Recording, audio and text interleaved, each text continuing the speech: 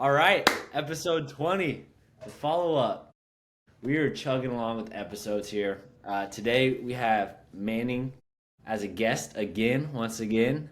Um, he recommended a podcast by Rich Roll, someone we're somewhat familiar with. It'll be his second Rich Roll podcast for the follow up. And he has guest on RJ Scaringe. Um, I've been following RJ for a long time. RJ is the founder of that is I'm pretty sure how it's pronounced. I Yeah, it's think cringe. I'm pretty sure I butchered his name. Scaringe. I call him I used to call him Scarnage, and then I actually read it because I was like I probably need to say his name right for this podcast. So that is my research is it's pronounced Scaringe. But I did the same thing, Conley. founder of Rivian Automotive. They have a beautiful truck and SUV, and their production facility was actually, or their production plant was down the street from where I went to college. So I followed them pretty closely, like throughout college and stuff, and that was when their first production years. So when Manning recommended this, I was definitely jumping on. Definitely like listening to anything with RJ and Rivian. The cool thing about RJ and this Rivian story is it's like the collaboration of worlds of all three of our backgrounds. He's building a software company. He's building this huge production company to produce cars on a supply chain, and it's everything we're doing, but it's all in one company. So I thought that was pretty cool how it's gonna like it kind of connects our backgrounds talking about this topic. Mang, do you wanna maybe share what interested you in it initially? Yeah, so I am a Rivian shareholder, right? And I do a lot of research on the company because I like them a lot. Thanks for And disclosing. um, I I hear a lot about Elon Musk this, Elon Musk that, and I'm like, I want to look into this RJ guy and kind of see where he came from, what his background was.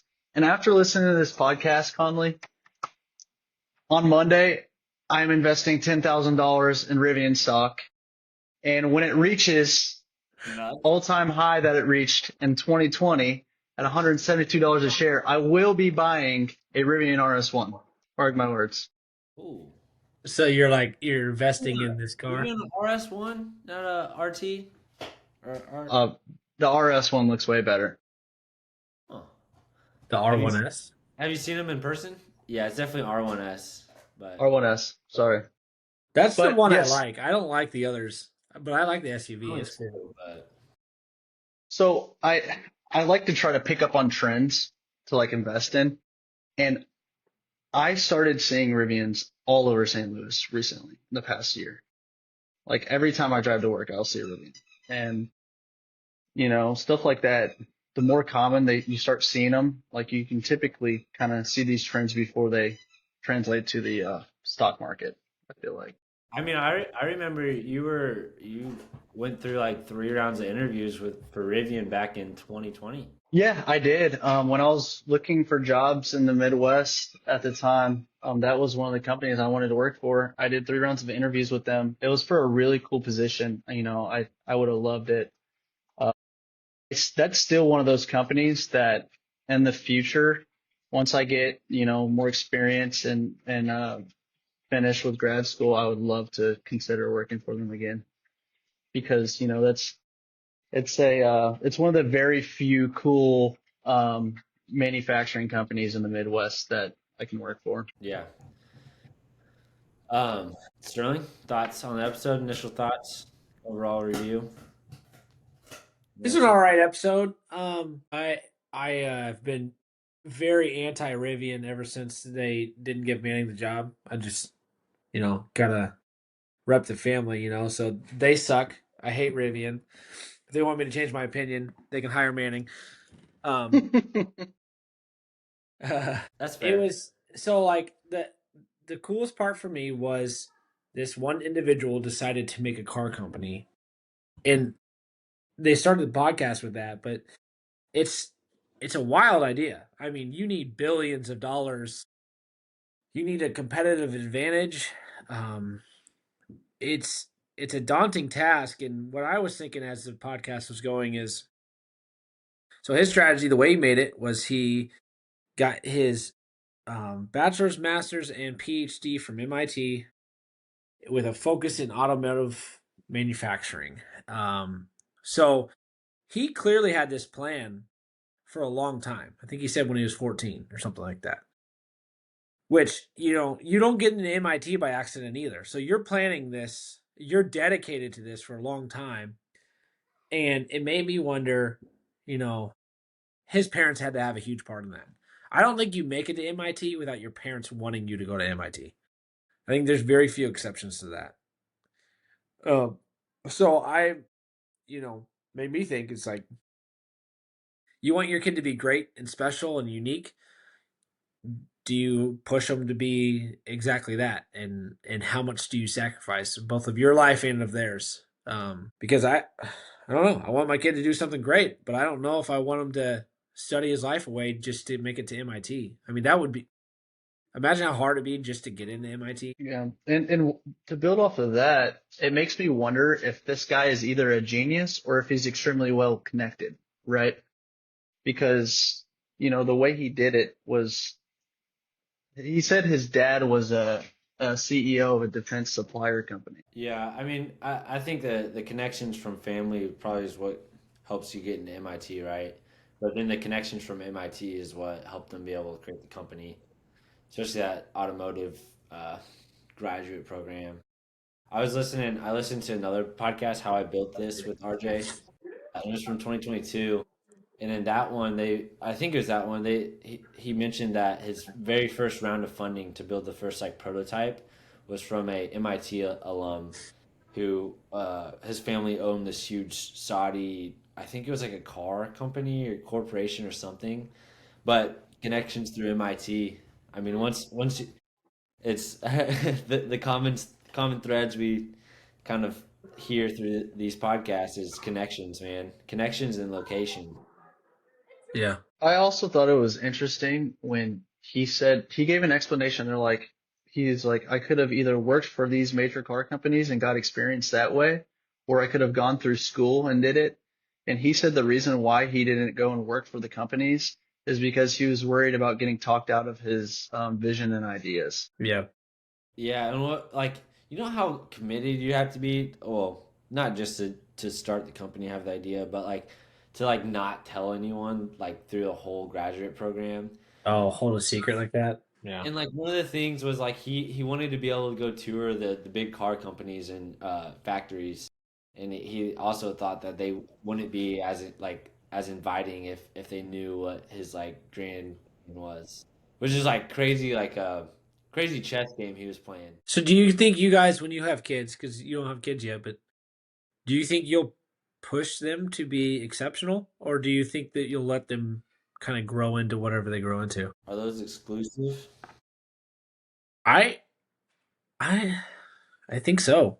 I think you have to Like, be exceptional about what you want to like, what they naturally flow to, right? I find it hard to picture this kid, this was whatever his name was, just being a normal kid and making it an MIT and all this. I think they pushed and pushed and pushed. And yeah, he might have played T-ball growing up, but I bet I bet there was so much pressure on this kid to succeed. I don't think he had a normal childhood. Yeah. I, to your point, Sterling, I think for me, I want to express the value of education and like try to influence him to be extremely well versed in school and just I want to show him how important it is to be smart and educated, right? And if they choose to go down that route, they show a lot of interest in, engineering or, school, then I think it's our duty as parents to send them to the best possible school that we can. Yeah. I just don't. So like when I say exceptional, I mean like top 0.001%. Like this guy was. This guy went to the best school, got the best education, and challenged or made his own car company. I mean, that's exceptional. You can raise it. I think you could have normal childhood and go and be an engineer, but like the the people that get remembered, I don't think they have normal childhoods. Look at Palmer Luckey. We've been listening to all the Palmer Luckey podcasts. Yeah, I think he's a little different than RJ. yeah, they're much different. But still Big, didn't have like, normal. I don't get big like child prodigy genius vibes from RJ. Like maybe child genius, like just super smart from the ground up. But like as far as like he's 14 and running companies, I don't get those vibes from him. Yeah. I think he had a vision. He got put in the right place at MIT and he was able to chase it. I agree. Because it's all started off with he had a interest in cars, right? And he said he had an engine block in his room at the age of like 12. Well, that's not a good example on my part, Manny. Yeah. Normal kids Well, don't have well, engine well, blocks in the room. well, what I'm saying is this guy loved vehicles. He loved cars. He loved understanding how engines worked, right? And he got into MIT and just took advantage being in the right place, at the right time. I I find it so interesting how everyone consumes the podcast differently. Sterling seems like he's consuming it from a parent's point of view, right? I didn't Right. even cross my mind the whole episode. And you can tell the difference between a guy like RJ and a guy like Palmer Luckey and Elon Musk, because Elon Musk and Palmer Luckey, they didn't finish college. And you can kind of tell because RJ is so much more like professional. He has so much more like business etiquette. He's well spoken. You can kind of see that he took school a little bit more serious than those guys did. And he's just He's going more, the traditional uh, big company CEO founder route of like following the rules, walking the line. Yeah, he doesn't have a political side, right? I You can't I put him in a box. I feel like he leans a certain direction. But yeah. But that's the point, is like he's polished enough to not let you hmm know. Yeah, for sure. And especially since he got that $6.6 billion from the Department of Energy right before Trump got in office. I think that kind of shows that expresses his political opinion a little bit more. Yeah, or at least that side is rooting for him. Gosh, that was loud. Like Sorry. it may not be him. It could just be the Democrats being like, Musk has gone to the right, so we're funding everybody that's not him. I liked his saying about the we're building a company that doesn't exist, because it's a simple phrase that says we're not doing things the way everyone else is doing things. I don't think I've heard that before, but I like it. Like if you want to be exceptional, you have to be different. That's like in the title. And it was cool to see him take that to his company level. Yeah, that kind of so one of my understandings on how to be an ultra successful person, a founder, CEO, is you have to be your your confidence, your thoughts almost have to be unreasonable. They, not almost, they do have to be unreasonable too. Like your vision, you can't have a normal person's perspective, right? You do have to be different. You have to have unwavering confidence in a vision, and that's something that I you see across all these super successful people, and you almost have to like change your whole mindset to be able to achieve those huge goals. Yeah. That reminds me, like when Max plays basketball, he shoots a lot. And I remember growing up and having those kids on my team and thinking like, Joey thinks he's so good, he's always shooting. And but now it's not how I play basketball either, but I want him to have the irrational confidence to take those shots because it's so hard to do by design. It's almost like an innate thing to be aggressive like that. And I feel like once you're programmed to be passive, it's hard to flip the aggressive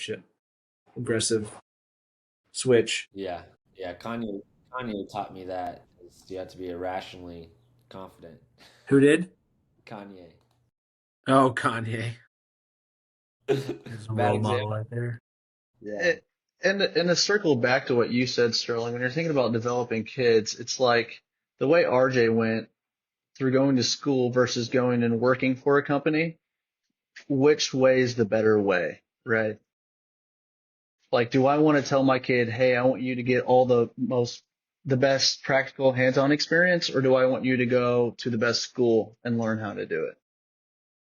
I think the safe way is the best school. I think to the exceptional route is to insanely focus on some weird thing and never let it go. And like all that's just your thing. And like Palmer like latched onto VR and he rode that to the top. And this guy obviously liked automotives. The thing was is that they stuck with it, right? They like it doesn't matter if you're well rounded, if you're an expert in one thing in today's society, like expertise is the winning formula. Um, if you want to be that one of 100. Yeah, and it sounds like he's on the right track now. He spoke a lot about the hard times during COVID and all that stuff, which was super interesting. Like when he was talking about how when they were just getting started during COVID, they were trying to find suppliers, and when one single supplier would stop production, then they would stop getting parts, for that single part of the build, and that would completely stop production. And then they would get a crowded warehouse because the other suppliers would continue sending their stuff. So they'd get like overstocked in some areas when they really couldn't build a vehicle. And it's just like stuff like that is hard to recover from. And he's like, we couldn't talk down revenue from the suppliers too because they're wanting more money when realistically, if COVID didn't happen, they would be negotiating for less money. Yeah, the fact that he made it through COVID is crazy. At that point in the company, at like the hardest part. Talk about like have as an investor building confidence in a company. It's like they started in COVID on accident. Right. And it wasn't like a software company either where everyone can work virtually. Like I can't think of another company that rolled out their first product in 2022. That's impressive. Yeah. When they first came off the production line, they started that first year they sold companies out of the factory with wraps on them. So since I lived in the town the factory was in, I like the first year I just saw like every time down the road I'd see like 10 Rivians and these crazy wraps. It'd be like purple and green and like these crazy fades and patterns. It was really cool. It was cool to be They around. did like custom paint jobs. No wraps. So I mean it would look like you don't know what a vinyl wrap is on the car? Yeah. Well, that's what I call a paint job. Well, a paint job you paint in the car. A I wrap. understand. I understand. It's one big sticker. I get it. Yes. But I didn't know. I thought you just talked about like the whole vehicle being wrapped in like some protective thing to ship, No. or if you're talking about like the actual look of the car. No, they just a literal car wrap. They look like this. Like you just see them all around campus and stuff. And they came out of the factory that way? Yeah, they offered it. They don't do it anymore, but originally they offered them like that out of the factory. Not many pictures. Yeah, he said one of his biggest regrets was releasing three cars at one time. He said that was probably the worst business decision that they made. And he was explaining how when they release R2 and R3 next year, how much easier it's going to make it for him because they pretty much like went through the hardest phase of manufacturing that they could have ever went through. So they're like R2 and R3 is going to be a breeze after going through COVID, releasing RS, R1S, and R1T in the van. Did they are they still doing those in the Atlanta factory? Yeah, so that's what they got that government funding for, is to build that plant in Georgia, and that plant's where they're going to build two and three. So there are two, or sorry, there are three. That's like Tesla's Model 3. That's going to be their first affordable car. I think it's going to start at $30,000. I think they're all crossovers, aren't they? I think R2 is a cheaper SUV, but R3 looks more like a crossover kind of. It still looks pretty cool, in my opinion. Uh, yeah, I don't know that the R3 is getting it kind of looks like a cool PT Cruiser, which isn't saying much. Not a lot of people were high on the Model 3 when it came out. It was kind of like a bubbly, Uh, girly looking car, it just grew on people. this thing, That's not bad, man. Go to that one, right? Yeah, that looks pretty mean right there. What? No, no, no, dude, I can't believe you're sticking with that one. no, no, no, no. Go down, go down, go down.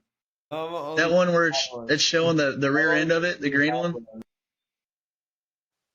Whatever, dude. That looks like a '70s Staggin' wagon. If it So was a little also, closer to like what a Range Rover was, I think it'd look better. But Sorry, Manny. I mean, think about all the Musk haters and how many people are going to be selling their Teslas for Rivians now. It'll be a decent turnover, I think, in that scene, but that's the R2. R2 looks cool. They did a good job with it. I wonder how much of this company's success and the fact they're still alive is due to that exact support they're getting. Uh, I would say pretty heavily. Like Well, it's like half the country said you're our anti Musk. Here's all of our dollars. yeah, I mean, the Amazon and Volkswagen, uh, I don't know what you call them. I can't think of it. But when they teamed up, both those groupings helped them a lot. They wouldn't have made it without them. I mean, they And just, it's like half. Sorry, comment. yeah, no, you're good. You're probably about to say that Amazon's our biggest shareholder. No, well, I was going to say it's half the people that drive Teslas believe in the opposite things that, um, Musk is politicking for right now. So it's really I going to would say hurt you maybe his have like, customer base. yeah, that's a number that's up in the air. I feel like half is maybe a smaller percent. That's a great example of how stupid politics is because Musk founded Tesla to save the planet and global warming, and that should align perfectly with all those people that hate him. But Speaking of, What do you guys, go ahead. what do you guys think about his views on, clean energy, RJ? I don't know. I like the stat that half or 40% of our grid was green, or at least non-carbon. 20% was nuclear. 20% was green. I didn't know it was that high. That's encouraging. I've always felt like it's the free market that's going to solve that problem, and not governments and policies and laws. But I have never, to this day, heard an intelligent, like, science-based. This is why we've concluded the temperature's rising and these are the impacts. It's all this hyperbole, and they just shut down the conversation. Oh, you don't believe in global warming, and then they put you in a group. And like, have you guys ever once heard like, this is our average temperature of the globe right now, it's increasing at 1 degree per year, or whatever the rate is. The ideal temperature for the globe is X. Has anyone ever heard that number? And how do we know it's not higher? Like, I would rather be warmer than colder. Um, yeah, I thought the assumption, like the consensus was that, I mean, the temperature of Earth just goes up and down over. There's that. We know that there's cycles. I would say my bigger fear than global warming is that cycle of it going down. Like, I'll adjust to there being less polar ice caps and there not being everything frozen. I want to make this point clear. RJ isn't a global warming guy. He's a climate change guy. There's a It difference. would be pretty sick though, like because you start thinking, then you What's the got difference? Global warming, I believe, is the theory that these carbon-based emissions are making the globe warmer, whereas climate change is the theory that over time the climate develops and changes in temperatures, like as So you so I develop. believe in climate change. Right. That's how I interpret it. I always see them as the same thing. The people that are worried about global warming are worried about climate change. They think that as the earth continues to heat up, that the climate will change in ways that impact everyone in our future. I think RJ did a good job in this podcast, though. Just he was making it known that he just wants to clear up the air quality of the big cities, like they were during COVID, like how you could see on the other side of the road because there wasn't smog. That's what I was gonna say. I thought that was the bigger takeaway I had is his point of, hey, in these big cities, we don't have to breathe in all this crappy air. Like that's a bigger thing I would buy into. But I definitely think you're gonna get the extreme of the climate change argument and all that stuff from a electric vehicle owner company or Right. of an electric vehicle company. So I think Yeah, anything and he you like says his. would be a little too far, but I like his passion. I mean, it clearly motivated his entire life, so he believes in it, yeah. which is more than I can say for a lot of the people that will make that side of the argument. But That car is beautiful. What Look at color that what thing. color are you getting? I bet you'd get green or a gray. I like go the one below that, the bluish greenish one, the left of that one, Conley. Well, Yeah. that's like Ah, That's like the OG Rivian color, the big yeah. ugly donuts. Um, if you're not watching, we're scrolling through the Rivian website, which honestly, the Rivian website, check it out, dude. It is look at this It's homepage. great. I don't know if you guys are following me through that, but this homepage is awesome. Looks That's a sweet 3D model of the car there. I just have such a hard time seeing this company fail. That's it's crazy to me that their stock is trading at $10 a share. Like, Yeah, IPO. I remember when it IPO'd, like all the college frat guys were buying it on their little Robinhood's accounts, and then it sold out when it tanked like 2 weeks later. yeah, that's when I first started trading options, Conley, was when Robinhood went public, and I think that's the first ever options trade I performed. That's funny. Yeah, I remember that was like the bro stock to buy. Yeah. That was funny. That was a great time. That was when I started getting into stuff, and there were some random stocks I bought. One was AMD. I had a class and we were talking about AMD, the company, the a GPU company, kind of like Nvidia's competitor. And I had just on a whim, I was like, oh yeah, that'd be a good one to buy. And like 2 months later, I looked at it and it was like when they hit their stride on the way up. And I mean, you couldn't lose like that year, really. I mean, it's probably the more fair way to look at it, but there was like that, and then and then I was just rolling on a high, and I bought like Stitch Fix on the way up, and I sold at the top. I had some good ones, had some bad ones, but I'll share the good ones. COVID turned everybody into professional day traders. It really did. Besides Dukes, I bought Bitcoin during COVID.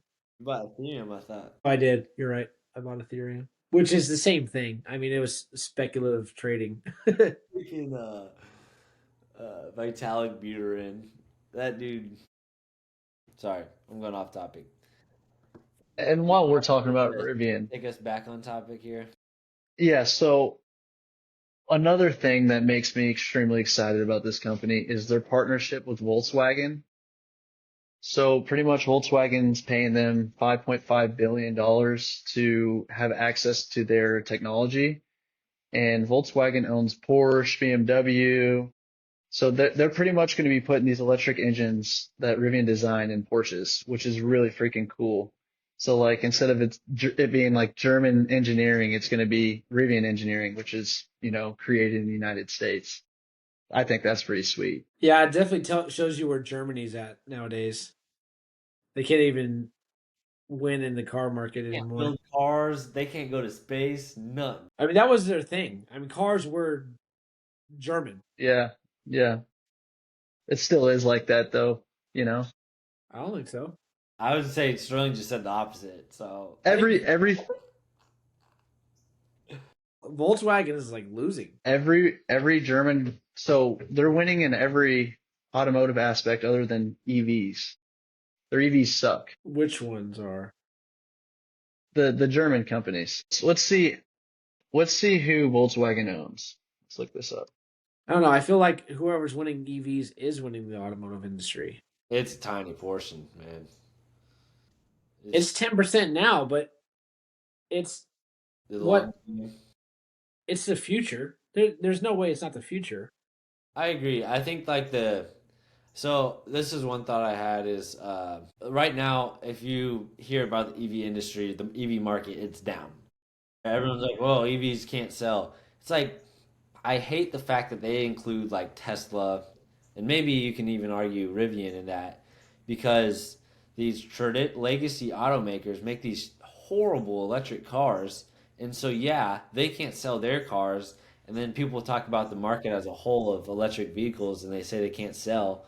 Well, Yeah. Rivians and Teslas are selling fine. It's the crappy legacy car companies that can't make a car for the And future. the supply of them is inflated past demand because Like those they've Hummer been EVs are like they're they have the craziest like lease options just to get them off the lot right now. really. Yeah, dude, it's nuts. Let me see. Let's go to it. By the way, dude, I was looking at the R3 on the website and that thing is not it. R2 is nice though. Well, you can say that all the tree huggers are going to be driving those $30,000 R3s. So I would say it's. that would be a better argument to say it looks cool. Hey man, I drive a Nissan Sentra right now, and Dang, I would much rather be driving an R3. dude. But no, so like the whole thing with EV is everyone's kind of freaking out and dumping EV stocks because Trump's going to get rid of the $7,500 tax incentive. Yeah. So everyone's like, "Oh no, the EV market it's failing and there's no grid." That's another buzzword, is people like to say we don't have the power grid, which I agree we don't have yet, but it's only a matter of time, right? You don't go straight from the telephone to the iPhone 13. You know, it's a slow process getting to where they need to go. Yeah, I think it's interesting to see if the legacy car companies can stick around for another 10 years. That was one of Chamath's takes on All In this year, was he was predicting that it was going to be the end of the legacy car companies. You still need a long range option. And I think Oh you my need a God. long range option for a long time. Look at this is a great example of like that's ridiculous. And I mean, Holy yeah, crap. it's a novelty item, I guess, but that's still not as a profitable company. These are not products that are going to sell to sustain profitability. GM's trying to sell an electric vehicle for the price of a Lamborghini is pretty much what we're looking at.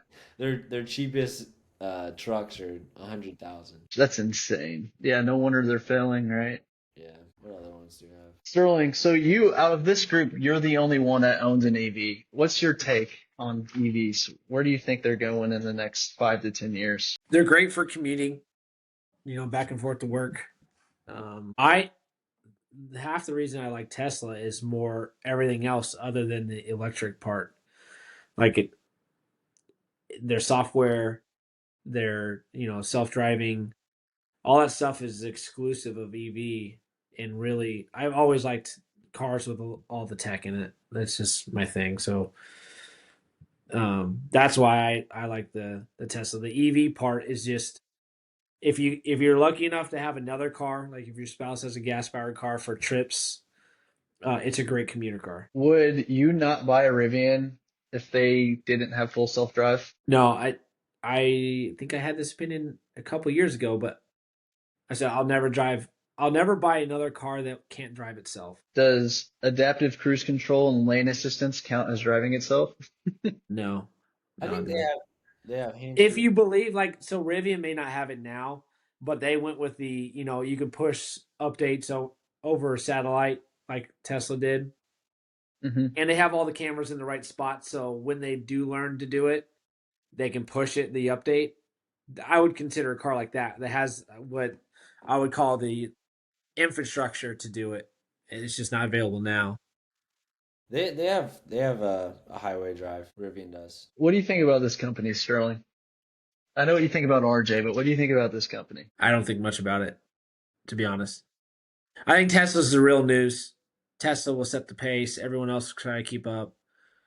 Um, Tesla's so far ahead, and in their software. It's not even close. He's looking at more of a stock perspective because I think Tesla's stock is, correct me if I'm wrong, it's accurate to what its predicted capabilities are.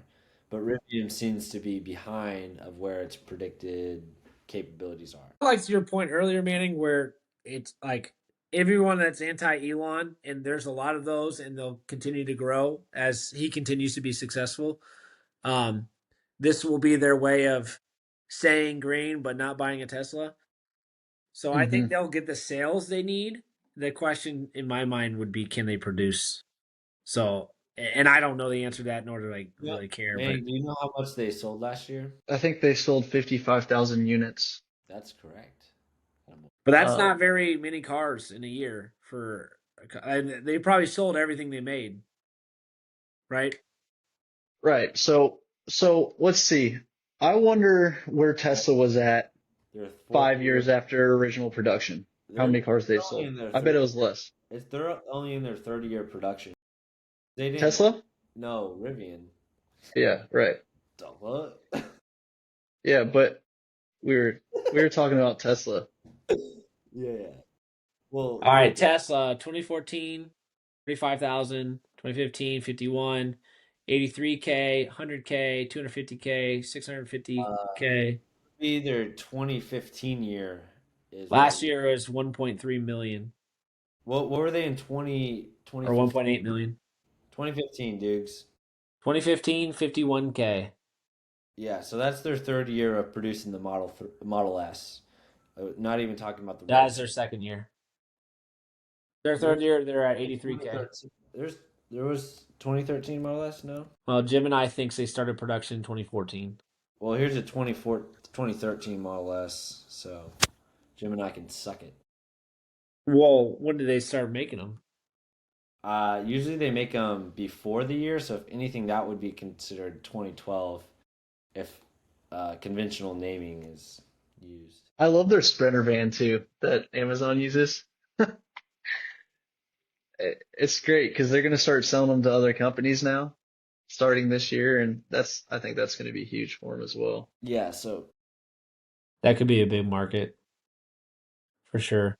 it depends how good the product is really good, but how like functional it is to have an electric uh, cargo. I think the reason every one of these car companies quickly goes to trucks and vans is the size of them and how much battery you can put in there is optimal for EVs over sedans. Yeah.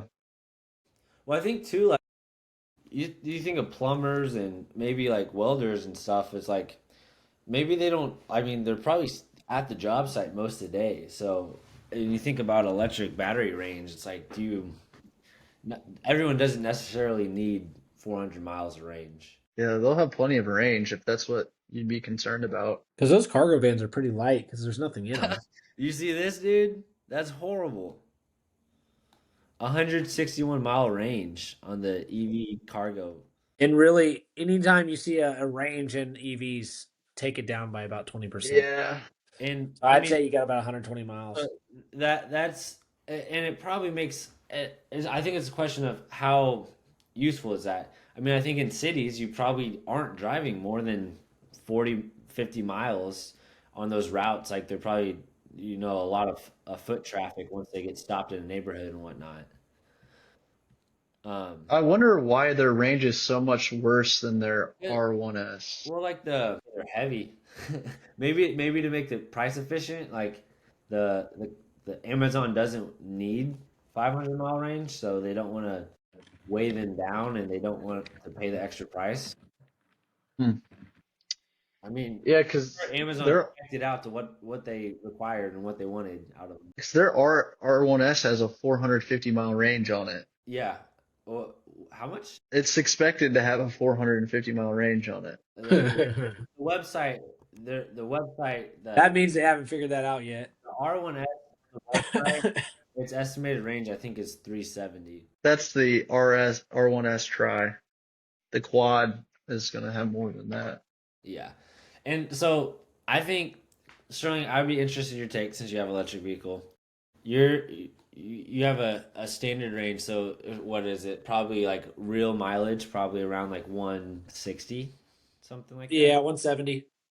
So I think the number, once electric vehicles get to real mileage of 400 miles, they're going to be like unstoppable. Like I that agree.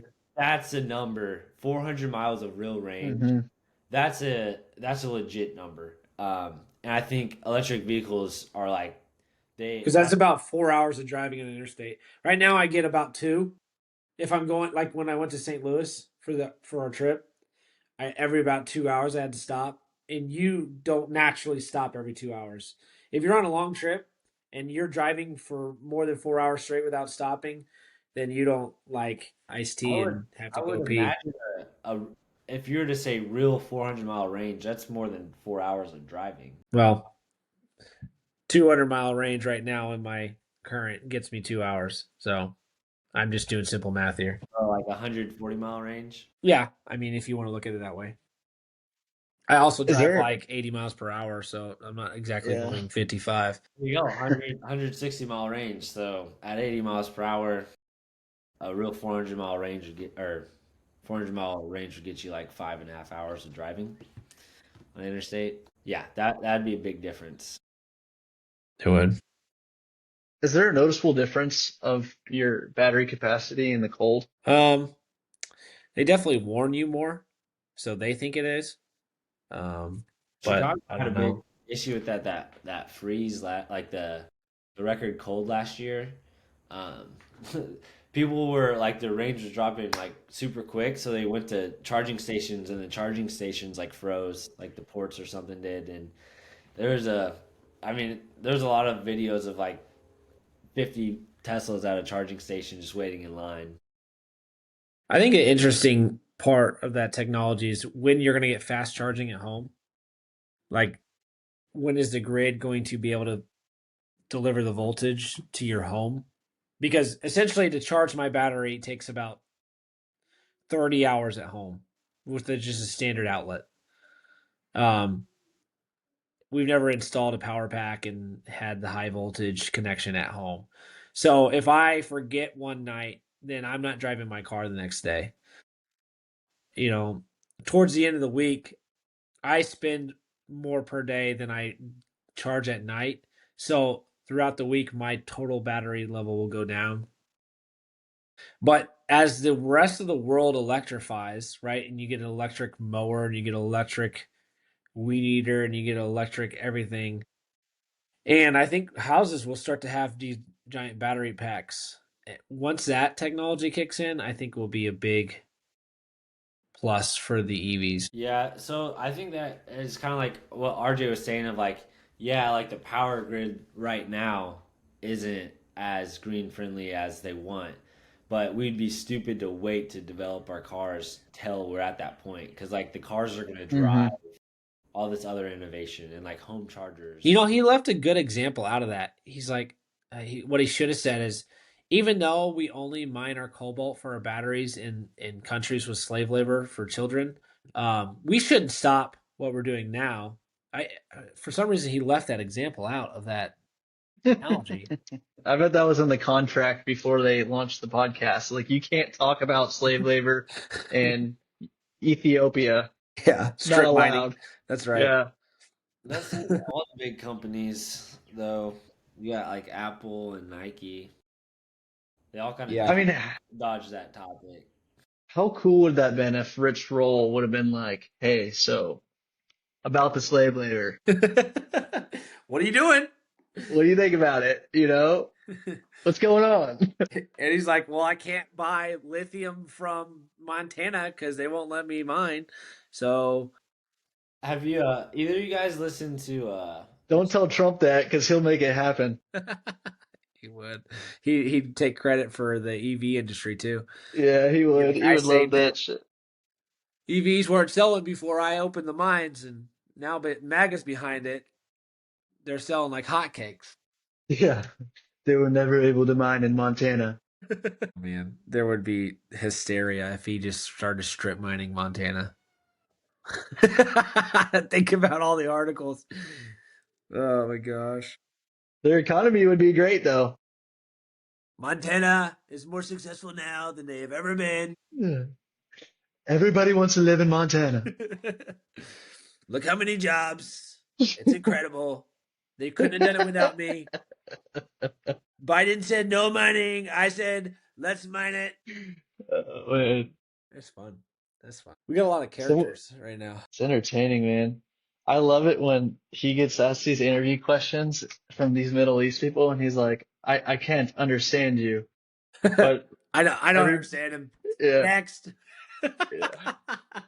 There was one where the guy was speaking English, but he had a heavy accent. He was like, I don't know. I don't know what you're saying. It's great. It's freaking fantastic. I So, had two more things. It kind of back to the business side, which I liked. He he talked about all the partnerships. I think different than most of my experience was, where he looked at partnerships with other companies as you know, mutually beneficial, and that's of course like a duh, right? That's why you partner with people, but there's the only partnerships I have in my industry are like when it's like political, and it's like um I have a certain amount of jobs in this state, you have a certain amount of jobs in that state. That means two of these senators will vote for our DoD program. But I don't see any like true partnership like, hey, this company does software really well. They're going to do the yeah, software for this weapon. Hey, this company does rockets really well. Let's go partner with them. And I think that mindset, and I do you think it comes from Silicon Valley, or do you think it's just him that likes to partner I think with because their companies? he's selling to an open market, so yeah, he's not selling to the his government. company has to be competitive, and it's not, oh, we team up with this company. But so Out wait, our wait, product. wait. Ford didn't do this. Ford never partnered with Google on their display for their car. Why not? Uh, I think that Is it just they're, him? I I mean, for the Ford example, I think yeah, they don't have the Silicon Valley mindset. Yes, but they also were at their company. I feel like got to the point of company rot where they get so big, they don't feel like Hmm. they have competition, so they start to rot, and then it just Yeah, that's lingers. true. It takes a lot to get out of that rot once you're spoiled.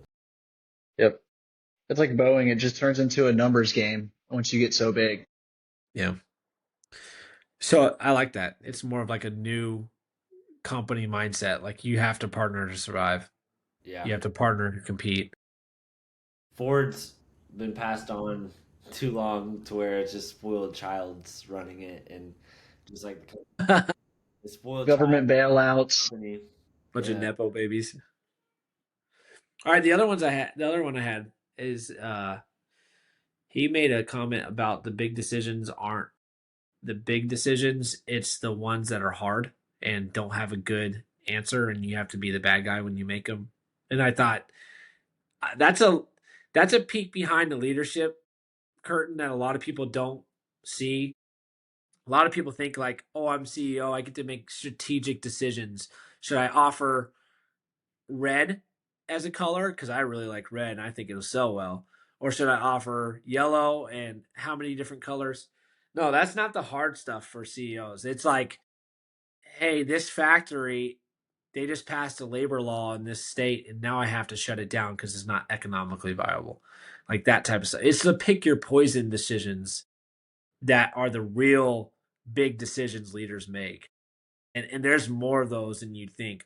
There's so many pros and cons to doing different things that you're constantly making, you know, choices of two lesser evils. Yeah. I so one of the things I took away kind of in that realm was because I listened to it more as like a cool like founder story, and one of the things he said was when you look at another car company, that's that company's choice of 20 million decisions. That was a cool like It is.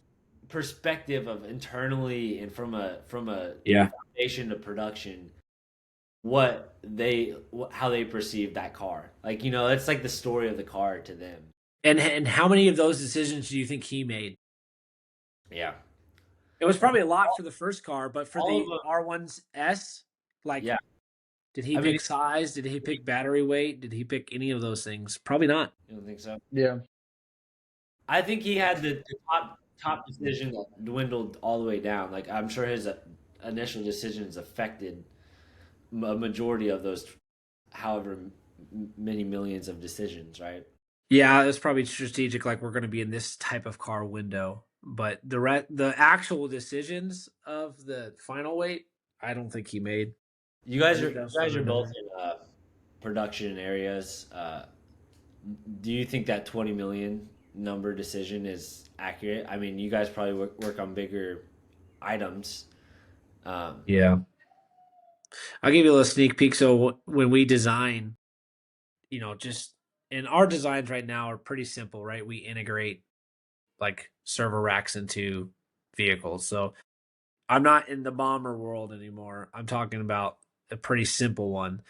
We have decision briefs where there's like this is a presentation we make, but we say, should we make or buy this part?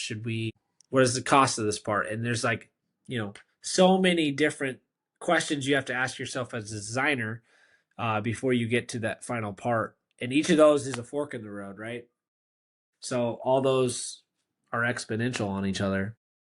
yeah, I mean, like especially for a starting company, Rivian is like it paints a picture of how important each employee was those first 10 years.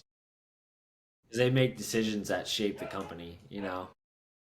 The hardest part about decision making and leadership is you have risk with every decision, right? And that's putting a value on how risky a decision is, right?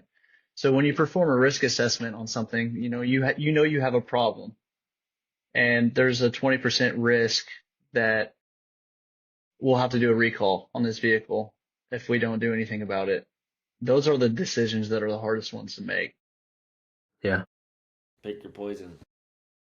Yeah. So I've been surprised how receptive Sterling was to this podcast. I thought he was gonna hate on RJ a lot more than he did.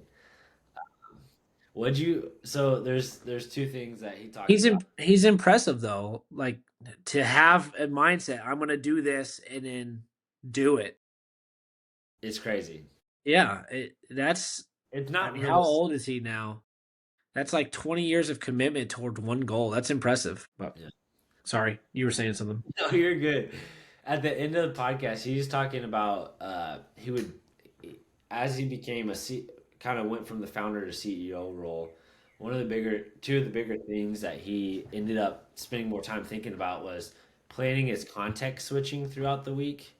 So whether he's going for meetings that kind of put him down into like having to lay off people or make hard decisions, uh, or having good decision or good meetings where he's making like decisions that make him feel good, and then he plans his like creative thinking after that. So like I'm curious to see if you put any thought into that. And then the other one was he mentioned that throughout the week he wants to plan to have different areas of work of like how he's going to be thinking. Is he creatively thinking? Is he strategically thinking? Um, and he ensures that it's balanced throughout the week Hmm. to for him to be at the best performance that he can be at. And I didn't know if you had ever thought about stuff like that. So I've never had the pure ownership over my calendar to do that type of like emotional scheduling. There are meetings I know that I consistently come out of frustrated or in a different type of, more fiery or more boring. Since I don't have complete control of my calendar, it's more of just managing those emotions rather than planning around them. I'm pretty good at knowing when I'm upset and, you know, go for a walk or, just the kind of recognition that you're in that emotion can help you regulate it. Um, Do you so do creative thinking in your job or stuff that you consider creative? yeah, it's not creative in the sense of like design creativity. It's more like how to run a team, what our strategy should be. Almost all of that's done at the whiteboard for me. if I want to get creative and solve a tough problem, we go to a whiteboard and we just start scribbling. And then you erase it all and you like, okay, now I got a better fixture. Let me scribble it again. And then you finally get something on the whiteboard that, you can put to paper. Wait, so you're telling me you don't use BPSM? Uh-uh. Boeing problem solving method? You don't use that? Oh my gosh. Surely you learned that one. Why don't you explain it to us, We have Manning? our own problem-solving method. Have you had to use it yet? Have they forced Yeah, you to use it yet? What is yeah. it? It's so you start off by writing down like a list of trees, like finding the root cause essentially. Yeah. So you find the root cause. There's a whole process to doing that, right? And it's like this happened because of this, because of this, because of this to get down to the bottom of it, right? Yeah. Therefore, this happened because this happened. And then you get to your root cause and then you come up with countermeasures and your countermeasures have to address your root cause. And Yeah. then, You're talking like and quality problem.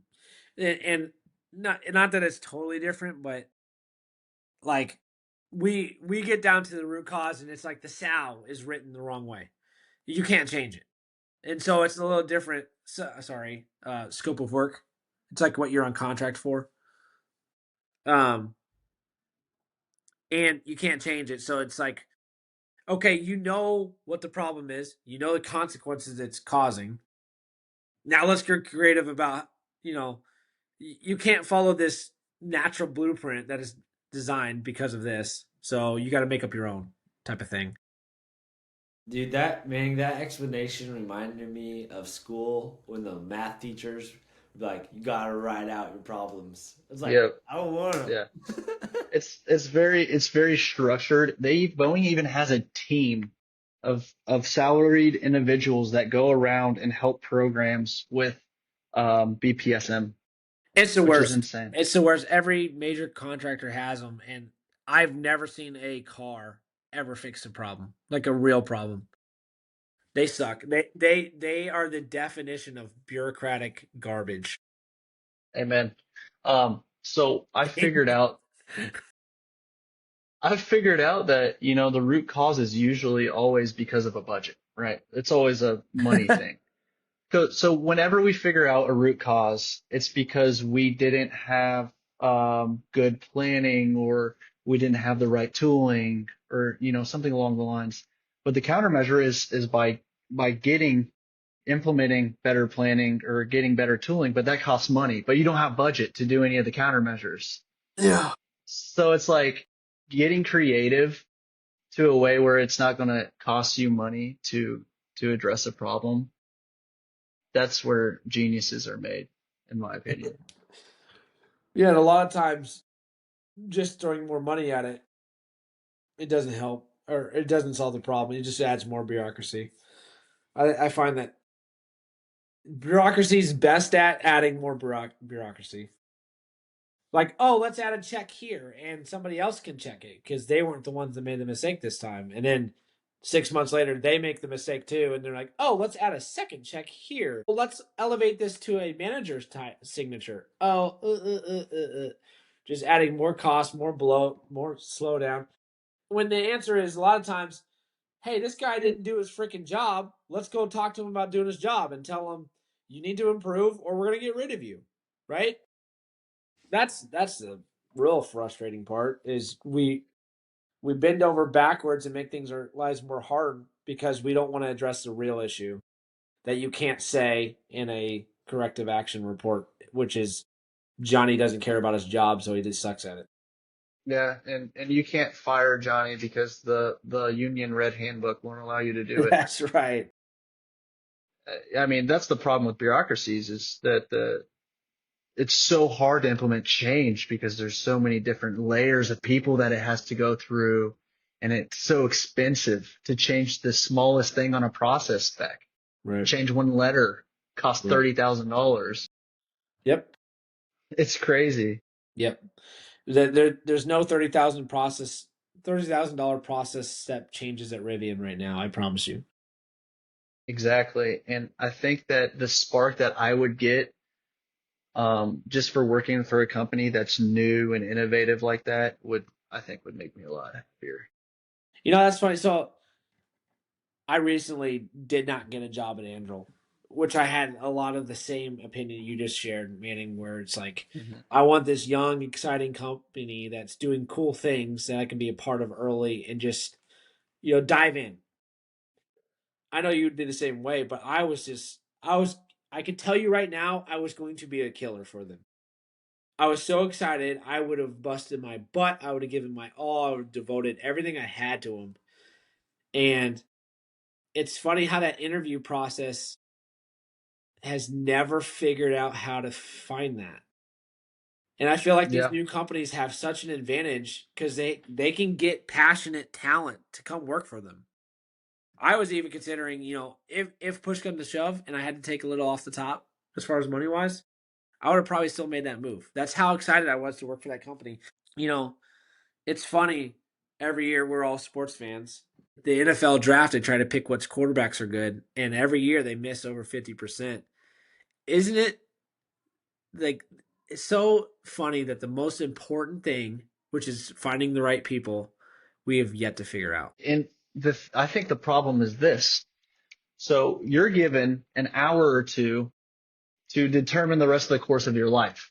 So how are you going to find the right person in an interview? That's my thing.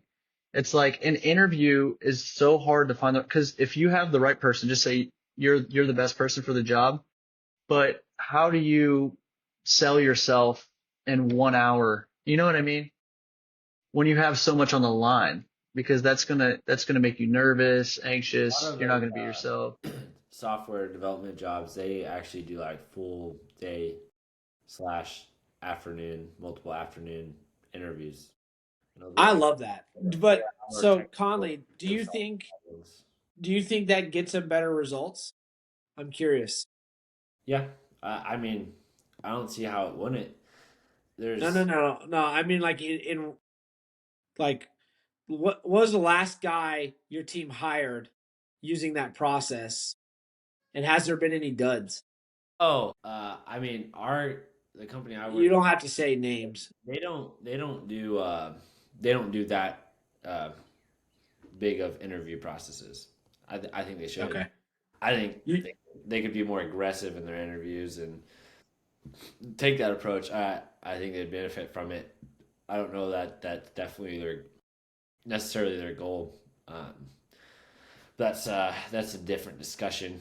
I think the company the big like the big seven software companies and probably most Silicon Valley is the structure of afternoon full technical solving problem interviews. Whiteboard interviews is typically what they're called. Like come into the office or online, it'll be at least 2 hours. for engineering positions. Yeah, software development. They had a form of that, but it was very shortened down. I and so it's crazy. So uh, the company I work for, all their interview questions are online. So I talk with people in our orientation, and one of the people is another engineer, and they said in their interview that they kept on telling the interviewer like, "Oh, I already know this question. I already know this question." I was like, "Okay, why did you study it if you're planning on telling them you knew it and didn't want to answer that question, like the technical question?" I was like, "You should have just went with it at that point because like you obviously know every question that this company offers in their interview." Yeah. Yeah. Like Sterling, I would like to I see agree with you. that toughen up, but I think It's that's the like, way to address the issue Manning brought up. Is just afternoon. If you care I about mean, it enough, you can find an afternoon to take off. That's for sure. let me reiterate. So I have 30 minutes to determine the course of the rest of my life, and you're sitting here asking me about 5S methods. Right. Like that's total bullshit. Right. You're not going to find a good candidate. You're going to find some dweeb that knows 5S is what you're going to find. You don't want that. Yeah. How have they not figured that out yet? I want to get our podcast like unique vocabulary up each episode. Dweeb, There's some other ones this episode. I was like, that's kind of left field. 'Cause, I got my black belt in lean practices from, And I Yeah. feel like MIT. so another issue that Sorry. longer, at least 2 hour like technical problem solving, like working maybe with two people on a technical problem.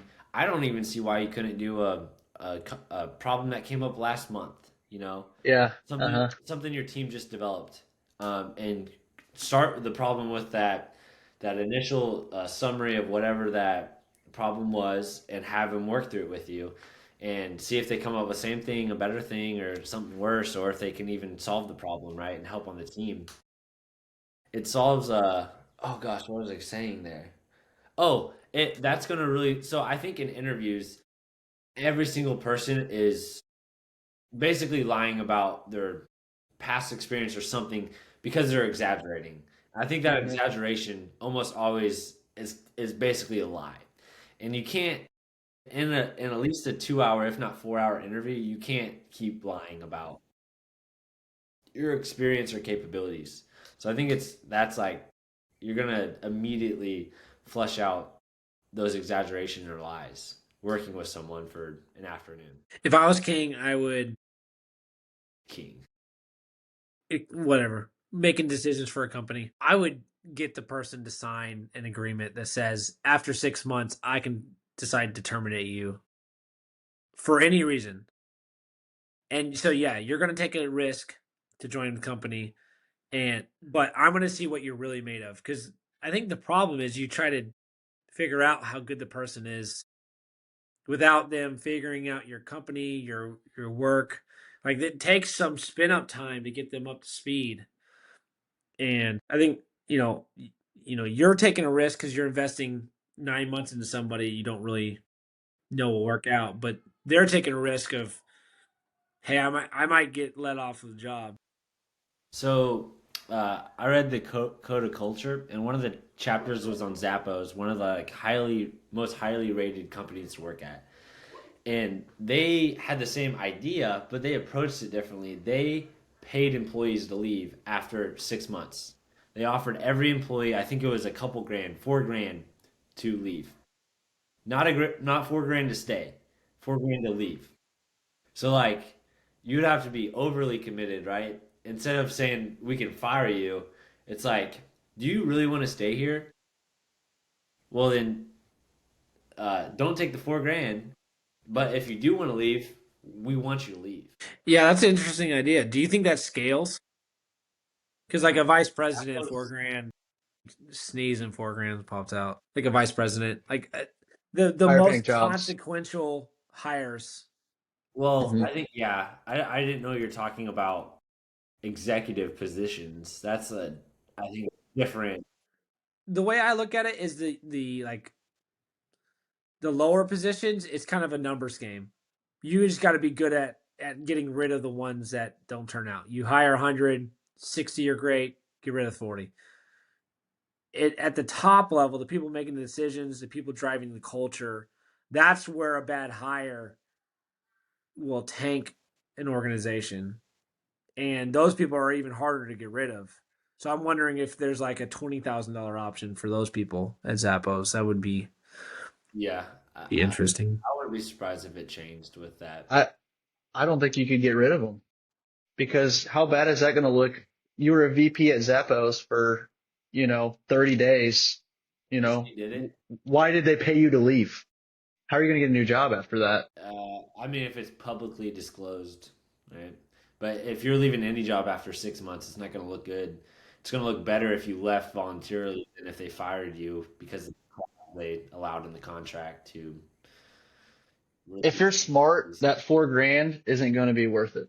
You're not going to take that 4 grand. You're going to stay there. Yeah, that seems more like it's good at getting those lower level, Hmm. entry level jobs to like, oh, I'm not ready to be a professional. I'm taking this and I'm going to go find a different career.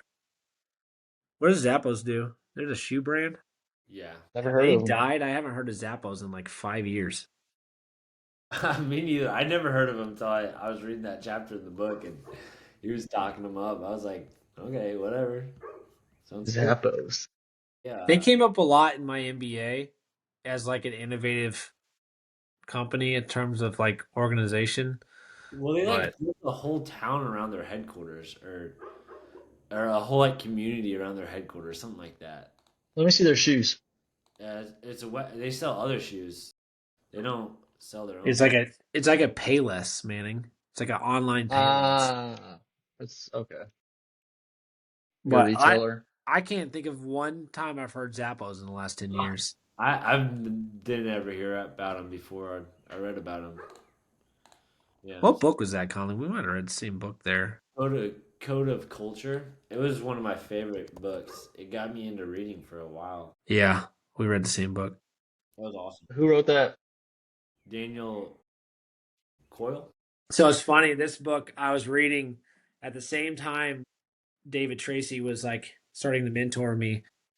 And I remember asking him one time, like, do you read any books about leadership?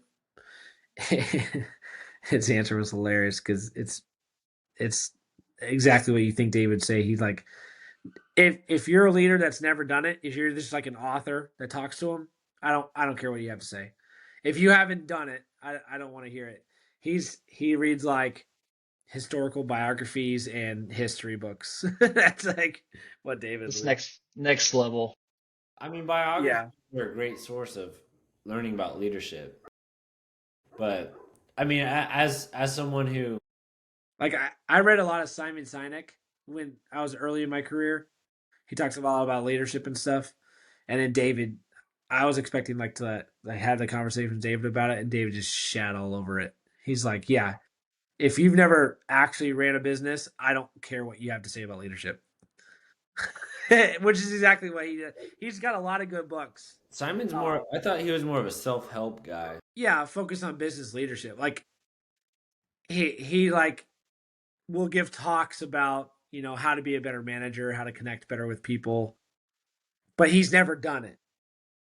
So I think that like, yeah, I think if you're not in leader if you're in leadership, it might be too late to like start reading books as much. But I think before you get into leadership, I don't think you can go wrong with looking into all the leadership books and resources. Yeah. It's like I'm sure there's some good basketball coaches out there that have never played basketball. But and some of the worst coaches are the ones that get it because they did play basketball. But odds are you're going to get better leadership advice from people that have actually done it. Yeah, I agree. That's why I like podcasts, because you have those leaders who actually get to Yeah. talk their lessons and The vibe I got from this guy was he had been through some shit and he had persevered through. And it's one of the reasons I liked him. Because I was ready to come in and shit all over him. Because I really did because I remember, Manning, I remember you being super excited about that job. And, I find I take it personally, I maybe I did. shouldn't, but yeah, Manning was not happy. I remember I, that one. every time I saw Rivian on the road, some curse words would come flying out of my mouth. I'm like, this car manufacturer doesn't want an aerospace expert? Some total bullshit, you know? But yeah. and then when I think about it, I don't think at the time I was mature enough for that position anyway. So maybe the interviewer did a great job seeing through that, you know? Yeah. So, but when I go back and interview again with Rivian in like 5 years from now, I'm not going to have that same attitude about it. If I don't get the job, they're the worst company ever. Yeah. That's Because you're gonna have it's funny because so the SpaceX job I almost got, like chief engineer, SpaceX, Huh? I had the same feeling. I wasn't quite qualified for it. To be honest, I wasn't qualified for it, period. But I got really close. And I got really Uh-huh. excited and it was heartbreaking. This Hmm. last Andro one, I was qualified to do that shit. I was confident. The interviews went great, and it was just a punch in the gut. And I'm Yeah. conflicted because I love what the company's doing. I would work for them tomorrow, even after they rejected me. I would pick up that phone. And I'm kind of rooting for them because I hate how the incumbents are acting, but it's kind of hard. It's also hard at the same time. It's like rooting for that girl that rejected you. Why don't you guys found your own company? We need to go down that path. Think of those ideas. I don't think we're I don't think we're ready to grind that hard, to be honest. Yeah. I mean, starting your own company with the I think resources we have, you would have to devote everything. Yeah. You have to get rid of your life and just next 5 years. That's all your life would be. Yeah. you just said you were ready to do that for Andrew like 10 minutes ago. You said I'd give everything for Andrew. I think if you Yeah, found, but that comes with like some security for my family, Mm-hmm. right? There's going to be food on their table the next 5 years. yeah, but if you started if you're able to get any momentum in an idea to where you could receive funding for it, your resume being built by starting a company and receiving funding, even if that fails, I feel like that resume really uh, kind of creates that security in that I can get that next job after that. I know I'm not going to talk you into founding a company, so it's fine. But Yeah, Conley, what aerospace part should we start building? What do you think? uh, What car should we there's a design? lot of That's the thing. I don't want to build a freaking part. I want to build a awesome system. Yeah. And to do those really cool projects, unless you're going to be like the few exceptions of people that can start their own, you have to join one of these big companies. those are big ones. It'd be different, Conley, if me and Sterling were working in like construction or something like that to say that, but in aerospace and manufacturing, you gotta be connected or have access to a waterfall of money. You guys are boring right now, not being dreamers. For being I'll, ta- realistic. I'll take a swing with you, Conley. I think that's why we're doing this podcast. But it's, it allows me to continue to do my job that puts food on the table too. Well, yeah, you don't go leave your startup until you have a confidence in it. All right, what do you want to do?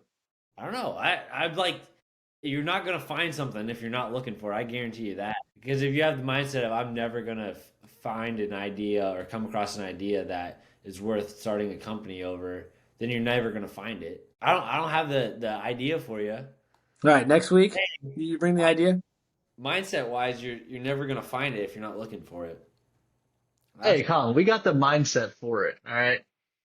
We got the mindset for it. That's not a question. It's just the ask. You're talking about starting an aerospace company or Let's do a manufacturing robotics something. company. I can do software. That's fine. What do you want to build? I would Well, love to do a robotics company. they, What they, kind of robot are we building? they add a lot of AI into those nowadays. So we don't need you. We'll just use AI. Well, I mean, depends if you're good at it. What problem do we want to solve with robotics? Someone to do my dishes, my laundry. I feel like they're I think working got on a it. robot box for those. I mean, I don't think you force. I'm just saying, it's like if you're going through the woods and you're looking for something, you're more likely to find it if you're looking. But if you're not, you're just gonna walk past it. Deep. All right, let's wrap. Cool.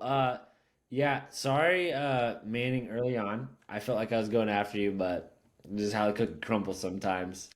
Also, I know Natalie, I think she did a research paper on this at the end of her graduate program, so she's going to be pumped when she sees we did a RJ Scaringe episode, but she's probably going to be bummed out she wasn't on it. So uh, let us I know. talked her into doing Rivian. You have Only one. one of us three knew it. Or I guess two of the three of us. Yeah. So you're just going to have to find one, Natalie, and send it over to us so we can do it. Uh, Wait, what'd you come after me for? I don't remember you coming after me at all. Episode 20, everyone. Thank you.